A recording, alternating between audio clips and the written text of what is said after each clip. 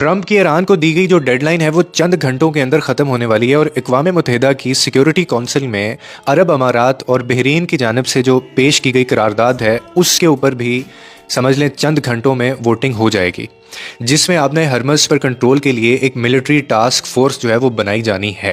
अब बात यह है कि अमेरिकी सदर का बयान आया है जिसमें वो कह रहे हैं कि क्यों ना अपना हरमज़ जो है वो ईरान की बजाय अमेरिका टोल टैक्स वसूल करे। लगता यही है कि अमेरिका ने नंबर पूरे कर लिए हैं और ताकत के जोर पर अपना हरमज़ जो है वो खुलवाने के लिए वोटिंग के जरिए कानूनी जवाज़ लिया जा रहा है। और डोनाल्ड ट्रंप ने यह भी कहा है कि अगर ईरान ने मुआहदा ना किया तो आज रात जो है वो पूरी की पूरी उनकी तहजीब में ख़त्म कर सकता हूँ, और मैं ऐसा नहीं चाहता मगर शायद ऐसा हो जाए। ये बड़ा ख़तरनाक बयान है उसका।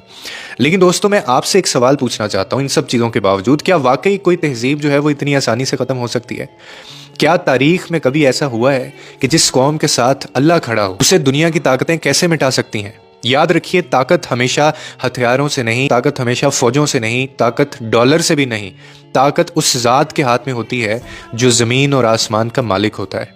ये तो एक हफ्ते में शायद ईरान को मिटा सकते थे और मिटाना चाहते थे, लेकिन याद रखिए जब अल्लाह किसी कौम के साथ खड़ा होता है ना तो फिर समुंदर भी रास्ता दे देता है, और जब अल्लाह किसी के खिलाफ हो जाता है ना तो महल भी रेत बन जाया करते हैं। और ये दुनिया बार बार ये मंजर देख चुकी है। जो खुद को नाकाबिले शिकस्त समझते थे वही वक्त के सामने झुक गए हैं, और जो कमज़ोर समझे जाते थे वो अल्लाह के सहारे खड़े हैं और जीत गए हैं। मुझे ऐसा लगता है कि ईरान को ख़त्म करने की बात करना आसान है, लेकिन एक और हकीकत हमें याद रखनी है, जिसे अल्लाह बचाना चाहे उसे कोई ख़त्म नहीं कर सकता। ये जंग सिर्फ ज़मीन की नहीं, ये जंग नज़रियात की जंग है, ये जंग ईमान और गरूर की जंग है, और तारीख़ गवाह है।